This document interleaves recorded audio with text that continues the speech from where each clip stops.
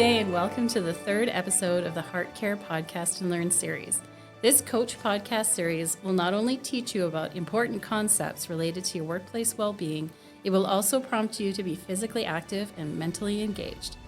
My name is Dr. Astrid Kendrick, and I've been studying compassion fatigue and burnout in educational workers since early 2020. This podcast series is one of the outcomes of my research program, as participants have asked for different ways to learn about how to feel better at their own pace and in their own space. Before we get started, choose a walking path that is about 2 to 4 kilometers in length. Keep an eye out for tripping hazards and make sure you are dressed for the weather. If you're not going outside today, that is no problem. Hop on your favorite gym equipment or clear some space on your floor for stretching. Choose an activity that will keep you busy for about 25 to 30 minutes. If you have a tracking device, press start and let's get going.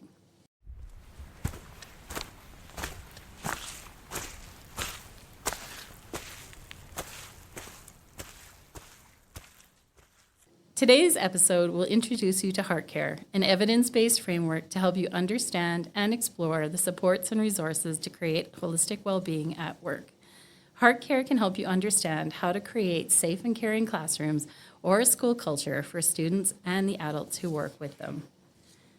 The term HEARTcare is actually a weird acronym, case style if you're wondering, for school, system, individual, professional, and educational worker, the 5 key elements required to build workplace well-being. Why, might you ask, does the H in HEARTcare stand for school? Well, it's because there's an H in school, and an E in system, an A in individual, an R in professional, and a T in educational worker. I suppose we could have named it using an actual acronym like SPIES or PIES, but why not be a bit creative? During today's podcast, we're going to focus on the individual and professional elements, not because they're the most important, but because you have the most agency or ability to make choices when it comes to professional and individual interventions. An intervention is a strategy, resource, or support that you can use to address your well-being, lower your stress levels, or otherwise help you care for yourself. Let's start by thinking about individual or self-directed strategies.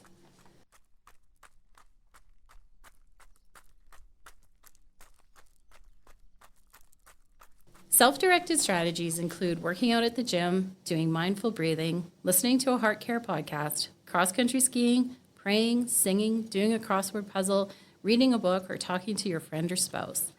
As we listen to this first song, think about some of the self-directed strategies you use to feel better, care for your own well-being, or relieve your stress.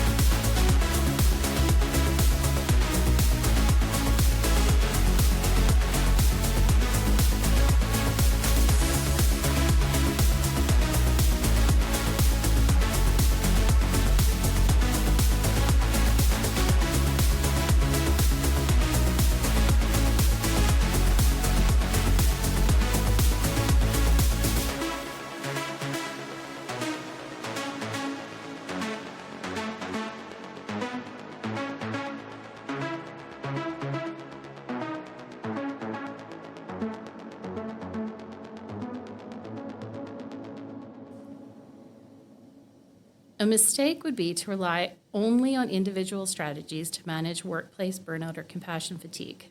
While self-directed strategies are a key to well-being, they are only one element of HEARTcare. Of your self-directed strategies, which one do you use at work? Myself, I try to schedule time to get out of my office and go for a walk. In order to walk every day, I need to put some supports in place. First of all, I have a set goal of 30 minutes of walking, and I use my wellness spending account to buy a good fitness tracker to keep track. Next, I intentionally set time aside in my calendar as walking time. Some days, the time is broken up into several shorter pockets of time to reach that daily goal of 30 minutes, but I always schedule the time to walk. Prioritizing my daily walk means making choices about my time. I usually eat my lunch while I'm working so that I can use my break for a later afternoon walking break. Whenever possible, I nudge others to come along, whether it be a colleague, my spouse, a dog. When I can, I embed a reward for myself. Is there a Starbucks nearby? That is my walking destination. I've also invested in good gear like non-slip shoes for the winter and lightweight running shoes for the summer. My preference is to walk outside, and I've noticed that after my walks, I'm much more productive and able to complete work tasks or teach others. How about you, Pat? What's something that you do? Walking and running are my key outlets. When I'm walking, I'm often taking my phone out to photograph my surroundings or even compose a haiku on the fly. I walk to work most days and either walk or run home each day as well. I compete in long distance runs 6 to 10 times a year, so I'm usually motivated to train and find ways to add movement throughout the day, whether it is taking the stairs for my tea, doing groceries on foot, or coaching my son's soccer team. My races are a good opportunity to check in on how my fitness is, both mentally and physically, and I usually take some time after each race to reflect a bit. On the mental side, I play music, read, and write regularly, and love doing crossword puzzles. I probably get a pretty good endorphin hit whenever I encounter sneakier clues and occasionally harvest a good dad joke from them, such as, what makes Shrek shriek? And I. Guitar night with the guys is about once a month, and the music might even take a backseat to the conversations we get into. During this next song, consider how you might embed one of your favorite self-directed activities into your workday.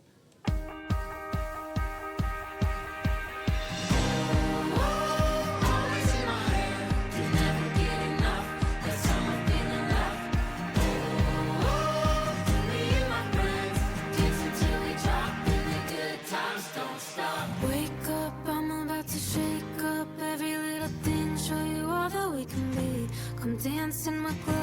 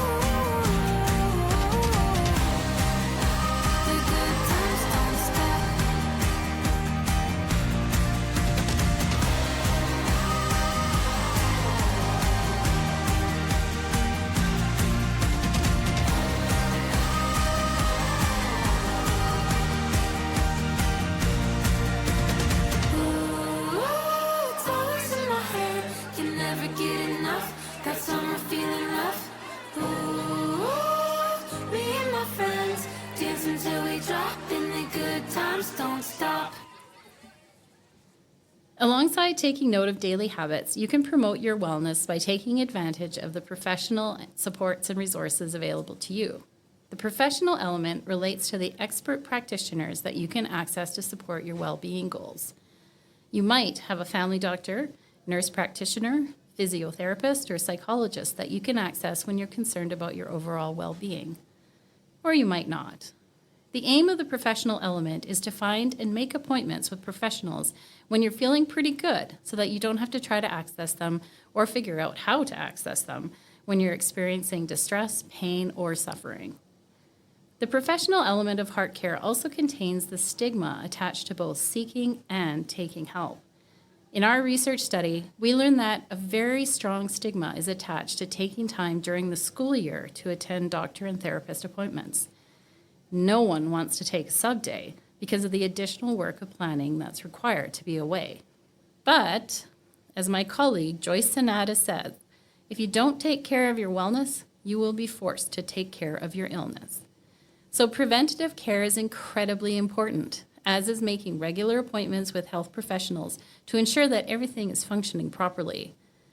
At the conclusion of this podcast, I challenge you to make an appointment. Do you need blood work? Do you need to see your family doctor for your yearly physical? Get a massage? Get your flu shot? You have benefits, so use them.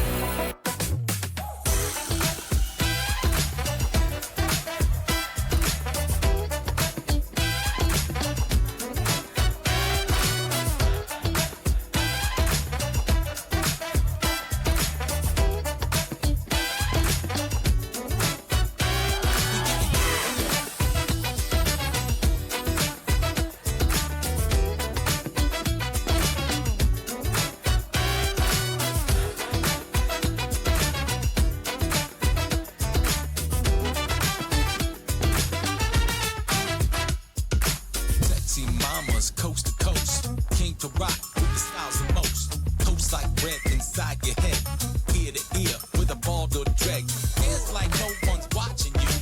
Get down with your whole damn crew. Everybody feel it, come around with the rhythm. This is sound every down when we give it to you. In the place to be, forget your hands at the door, most definitely. These girls, these boys, if you're in the place, make some noise, come on, shake your waist. Get down in the place to be, forget your hands at the door, most definitely. Yeah, girls, be boys, if you're in the place. Make some noise, come on, shake your waist.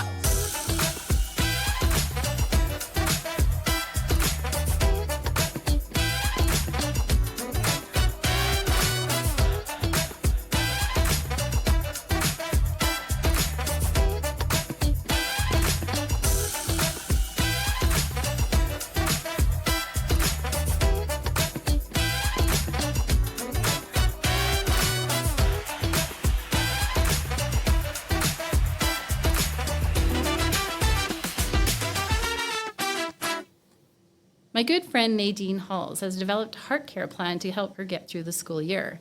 As a 20-year teaching veteran, she knows what she needs to do to get through the highs and lows of teaching, which she describes as a seasonal approach. Like in the fall right now where things do feel busy, I'm not starting the plan now.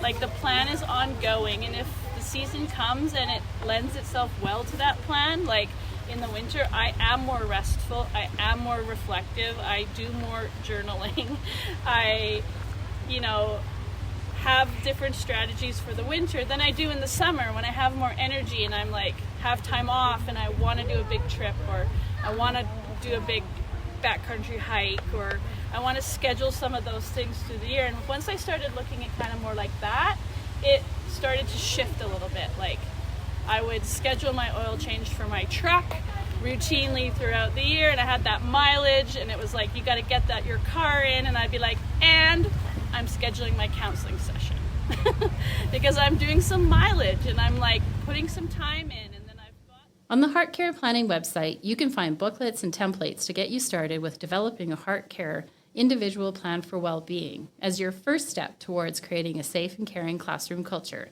just as Nadine did.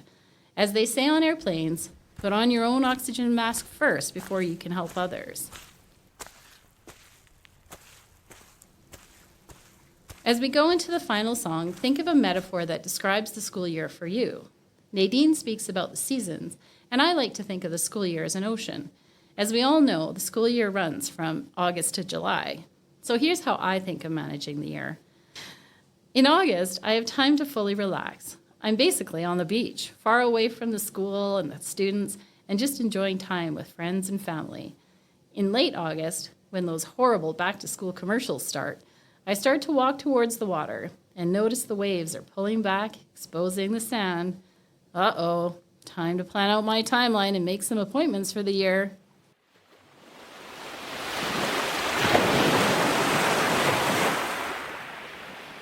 September is a huge wave of new colleagues, students, courses, and initiatives, and a wave to be ridden on a surfboard of careful time management and planning ahead. Luckily, the wave eases through October, rising again in late November as report cards are due and those winter holidays start. But then, glorious break, time to head back to shore for some relaxation. January, in my current setting, the waves are pretty big, so I look forward to less busy time in February and early March. May is reporting time again, and then the waves increase until the end of June, providing that needed beach time again in July. The ocean metaphor works for me because I see the ebbs and flows of busy and calmer times. I know not to commit to anything major during the upheaval of September, January, or June, planning instead to begin initiatives during calmer times. How might you use your vision or metaphor of the school year to develop your individual plan and access to professional supports?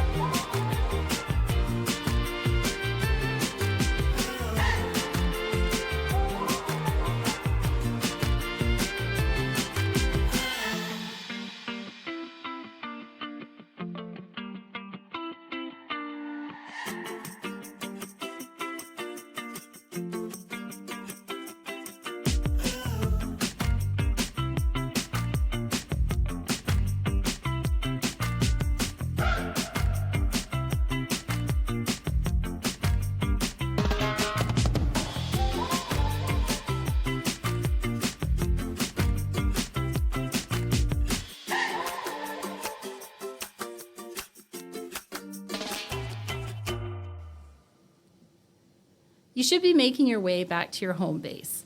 Try moving a little bit faster or go up a nearby hill. By getting your heart rate up, you will feel more benefits of this walk. As you finish up your activity, pay attention to how you feel. Do you feel more calm than when you started the walk? Are you hungry, chilly, sweaty? So now you've begun to think about the self-directed and professional interventions. You're ready for the next podcast, which will focus on moving from individual strategies to creating a safe and caring school culture.